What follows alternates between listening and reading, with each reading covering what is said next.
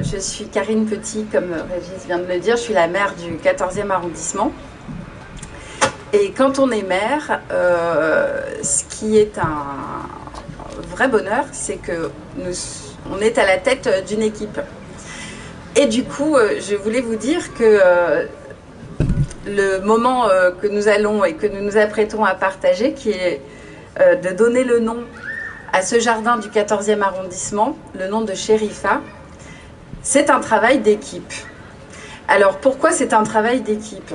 D'abord parce que nous souhaitons et nous avons la volonté de mettre en valeur sur l'espace public, que ce soit dans les rues, sur les places, mais aussi dans les jardins. Nous tenons à mettre en valeur ce que les femmes ont apporté à l'histoire, au monde et à toutes les générations. C'est pas un hasard si je dis ça, c'est parce que aussi Chérifa, pour lequel nous avons proposé à la ville de Paris de lui donner le nom de ce jardin, eh bien, c'est une femme combattante, on va dire, et qui, tout au long de sa vie, a traversé des difficultés et des épreuves difficiles. Mais néanmoins, c'est une femme qui a un parcours très fort et plein de sens. Et puis, elle se situe au centre, en tout cas, ce qui concerne le 14e arrondissement, à quelques mètres de Brassens, là où Brassens habitait, et puis à quelques mètres aussi, un peu plus au nord, où nous avons donné, il y a quelques années, le nom d'une place, le nom de Slimane Azem. C'est plutôt bien qu'une femme comme Chérifa eh bien, puisse se retrouver au milieu de ces deux chanteurs, de ces deux paroliers aussi, qui écrivaient autant qu'ils chantaient et qui pratiquaient aussi la musique et qui la partageaient dans des lieux populaires, mais aussi dans des lieux reconnus dans le monde entier. On est aussi quelque part dans nos cerveaux et par nos gestes d'aujourd'hui, eh bien, que nous adressions toutes nos forces et notre énergie pour les femmes en Iran qui aujourd'hui perdent leur vie pour leur liberté de femmes, mais qui aussi servira et sert aussi aux hommes et aux futures générations. Donc, femmes, vie et liberté. Zoubir, je te donne la parole.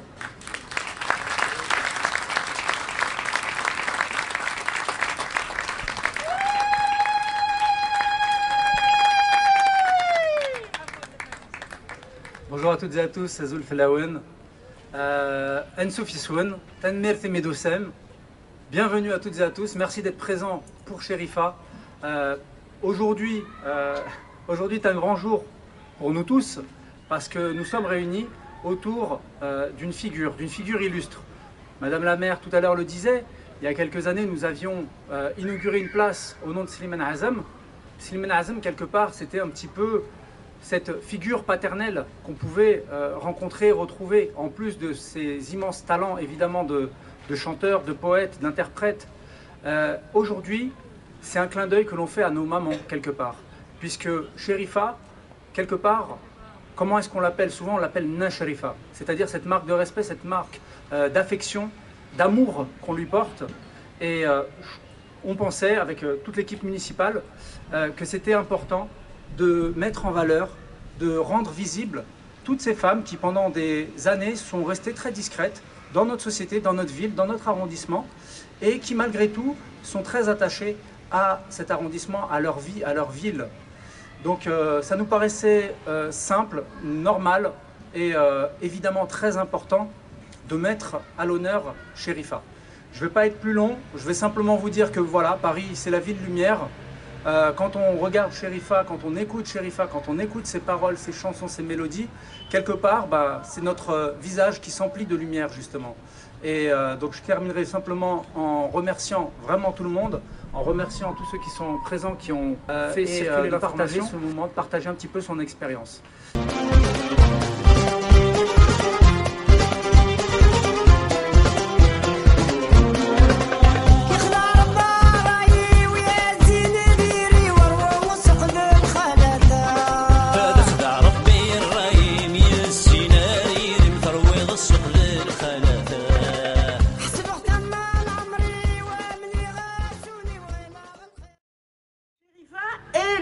comment dirais-je, et la mémoire de cette Kabylie.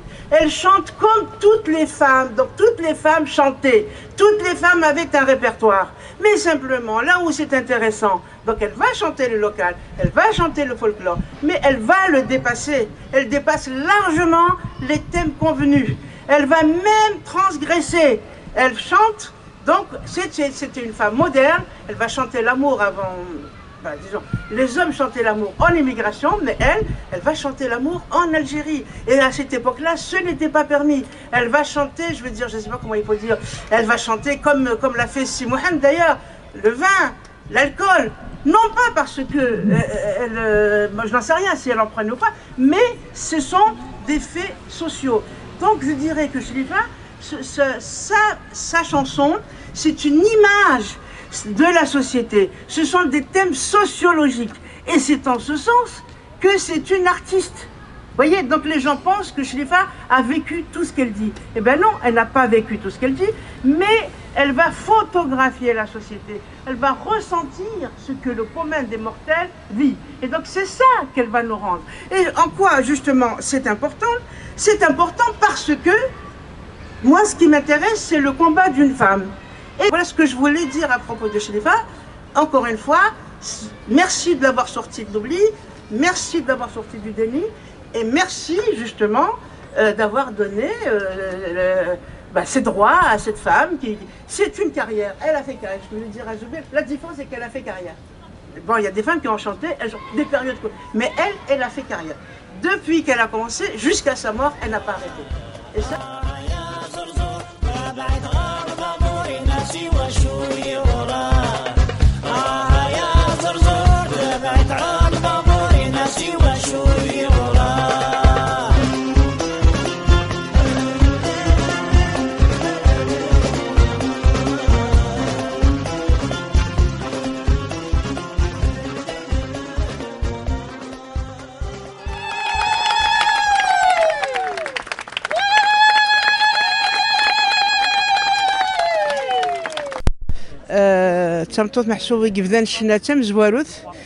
C'est parmi les premières. محسوب يدي كنزيك تبدا شنا مازال تكن مزيف ودغنت شريفة تكمل. C'est une carrière. Elle n'a pas chanté un temps, elle s'est arrêtée. Elle a fait carrière dans la chanson. Et ce qui est important, c'est que Chérifa, elle a chanté à la fois Chnawat Nzik, tout ce qui est lié à la tradition, au folklore, mais en même temps, elle a apporté beaucoup de choses nouvelles. Il y a une dimension émancipatrice, une dimension créative que peu de femmes avaient. Elle va chanter l'amour, elle va chanter toutes les transgressions possibles, mais on ne l'a pas lu de ce point de vue-là. Mais pour moi, c'est une artiste. Le avec ou le ou sans le Chérifa est quelqu'un qui sent les situations, pas seulement la sienne. C'est quelqu'un qui essaye de décrire tout ce que la population algérienne et kabyle a vécu, a souffert. Donc c'est ça que je voulais dire. Mais bien sûr, le Ghorban تمرت قلماين على الجزائر إيمان أين تزرق فرنسا ونشتاقي لك هاد شنو الفهم une vision, une manière de voir la société par la chanson. C'est ça qui est important. Vous comprenez? Et sa musique, c'est un combat. C'est très important pour son époque, parce que ce sont les premières femmes à avoir chanté. Elles comptent parmi les premières, comme toutes les autres. Layamina, Bahia Farah, Jamila, toutes celles qui vont venir, qui seront avec elle, mais toutes celles qui vont venir. C'était quelque chose d'important. Mais pour elle, c'est encore plus important. Pourquoi? Parce qu'elle a travaillé dans la durée. Pour Chérifa, la chanson est un métier. Et en même temps, elle va, comme je vous le disais tout à l'heure, c'est une artiste. C'est pas vrai. إلا وين محسوب يقول لنا نتوذرثيس وقيل لا mais c'est une artiste. Elle ressent ce que le commun des mortels vit. Vous voyez ce que je veux dire? Et ça, c'est ça important. C'est une image, elle est presque un sociologue par la chanson.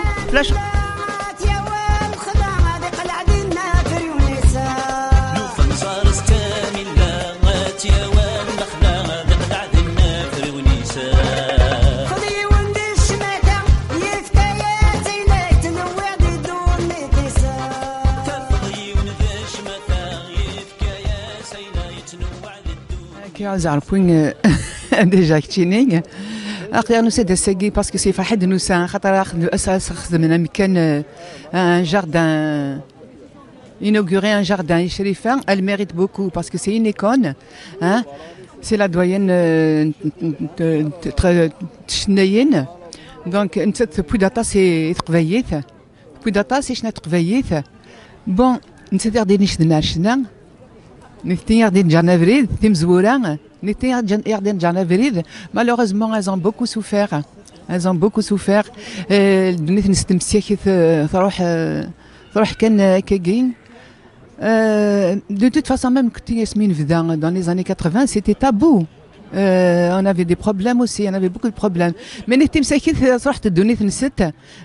Malheureusement à Seguin شريفة تروح تروح مربوين لا تقدر ام محنيفه روح توكليني تروح مربوين تقدر يغدي نشدن تقدر دي قيمن استي زغت في البيض هي عمار. Malheureusement غادي حاجه malheureusement شريفة مسكيته تاسي سي بوينتو غاشيس تاسي سي بوينتو غاشيس elle mérite pas ça. Donc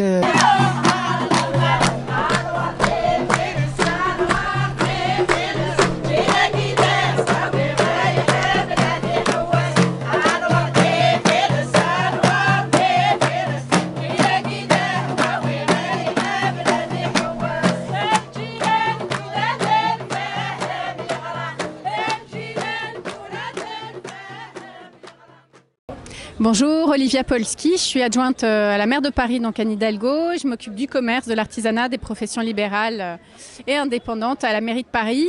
Et je suis élue du 14e et donc je suis très fière qu'on puisse avoir ce jardin en l'honneur, en hommage à la diva Chérifa dans Paris et encore plus évidemment dans le 14e. Pour moi, c'est un enrichissement. Voilà, moi, j'ai aussi de la famille qui vient de partout. Donc, je pense qu'on est tous bien ici. On est tous à notre place ici dans des mélanges. Donc, et puis, Paris, il y a une vraie tradition. Moi qui travaille beaucoup avec les commerçants, notamment les restaurateurs, il y a une tradition de commerçants kabyles sur les marchés et dans les restaurants. D'ailleurs, il y en a un juste à côté. À Plaisance, qui s'appelle le Café Plaisance. Donc voilà, les Kabyles sont aussi très bien représentés chez nos commerçants et ils font partie de la vie de quartier, de proximité, comme tout un chacun. C'est évidemment un symbole fort. Hein. Enfin, je pense que d'un point de vue culturel, c'est de montrer que la culture française, elle s'enrichit, elle est riche de tout, de toutes les cultures aussi. C'est la tradition de toute façon de Paris, hein. C'est d'accueillir, d'être multiculturel. Donc nous, on est voilà, c'est une grande chanteuse, une grande poétesse aussi, chanteuse poétesse. Donc on est très voilà, on est très fiers. Ça fait partie des emblèmes en plus, je pense, qui sont importants. Voilà, c'est important aussi de montrer, de donner des noms. Nous, on est très attachés. Là, en l'occurrence, il s'agit aussi de débaptiser un square pour redonner un nom qui ancre aussi maintenant Paris dans cette réalité qui est voilà, que Paris est une terre d'accueil, que Paris est faite de toutes ces richesses de partout.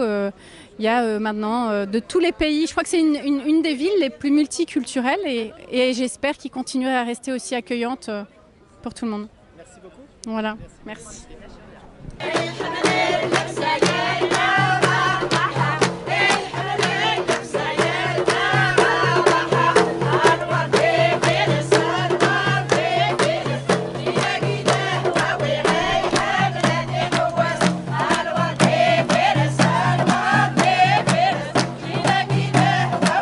Madame Petit, maire du 14e arrondissement de Paris, bonjour. Bienvenue sur Radio Tizéré. Bonjour. Aujourd'hui, le 14e arrondissement de Paris, un jardin au nom de Chérifa, à côté de Slimane Azem, pas loin d'ici, de la maison de Brassens, et de l'atelier Chana Orloff, pas très loin d'ici. 14e arrondissement de Paris, terre des poètes, terre des exilés. J'ai souhaité rappeler un peu cette histoire parce que dans le 14e arrondissement, on tient beaucoup à montrer eh bien que des personnes, des femmes et des hommes qui ont choisi Paris comme destination, comme lieu de vie, mais aussi celles et ceux qui n'ont pas choisi, mais qui sont arrivés ici à Paris pour terre et ville capitale d'accueil, parce qu'ils étaient rejetés de leur pays pour différentes raisons, soit de par leur religion ou de par leur culture aussi. Eh bien, ici, on tient à donner toute sa place, toute leur place aux femmes et aux hommes qui ont apporté, en fait, dans l'histoire des femmes et des hommes, donc c'est-à-dire dans l'histoire de l'humanité. Chérifa, dans sa vie, ça n'a pas été facile pour elle de chanter et de s'exprimer, y compris par rapport à ses propres parents ou à son propre père. Exactement. Et par rapport à son village, là où elle est née, et où après elle a grandi, et puis en Kabylie, en Algérie, là où elle a vécu. Et du coup, c'est aussi ce parcours-là qu'il faut toujours rappeler pour dire que c'est pas toujours acquis en fait pour les femmes. Eh bien, le fait de choisir, de mener sa vie, de s'exprimer, et quand on le fait, d'être reconnu à égalité avec les hommes. Donc du coup, c'est pour ça que j'ai voulu aussi rappeler Slimane Azem et Georges Brassens, qui sont aujourd'hui les voisins de Chérifa, en tout cas Chérifa, à la même place, dans le cœur du 14e arrondissement, mais aussi dans le cœur de ses habitantes et de ses habitants, que Georges Brassens et que Slimane Azem. Bienvenue à vous, Anne-Sophie Swan. Effectivement, en fait, on fait partie moi je fais partie de l'équipe municipale, de la majorité municipale, et on a des commissions comme ça de dénomination de lieux, de l'espace public, et chacun peut faire des propositions. Et quand j'ai émis l'idée de justement baptiser un nom pour Chérifa, en expliquant un petit peu son parcours, c'est vrai qu'on a tout de suite été tous d'accord. Parce que Chérifa, quelque part, pour un petit peu tout le monde, c'est à la fois notre maman, notre grand-mère, notre grande sœur, et même si on ne la connaît pas personnellement, c'est une figure emblématique de la culture kabyle et de la culture amazigh. Et Chérifa, à travers ses chansons, quelque part, elle nous a accompagnés, un petit peu nous tous en fait. Elle nous a accompagnés à la fois à la maison, parce qu'on entendait ses chansons, on entendait aussi nos mamans chanter Chérifa. Et à travers elle, en fait, elle a inventé un nouveau genre quelque part, et c'est pour ça que c'était important pour nous. Il y a quelques années, dans le 14e, il y a eu l'inauguration de la place Slimane Azem. C'était un clin d'œil à nos papas. Là, aujourd'hui, on fait un jardin au nom de Chérifa. C'est un clin d'œil à nos mamans. Paris, c'est la ville lumière. Paris, c'est une ville qui a accueilli des humanistes. C'est aussi une des capitales de l'Europe des Lumières, en fait. Et quelque part, mettre à l'honneur Chérifa, c'est continuer ce combat qui est ancien ici à Paris.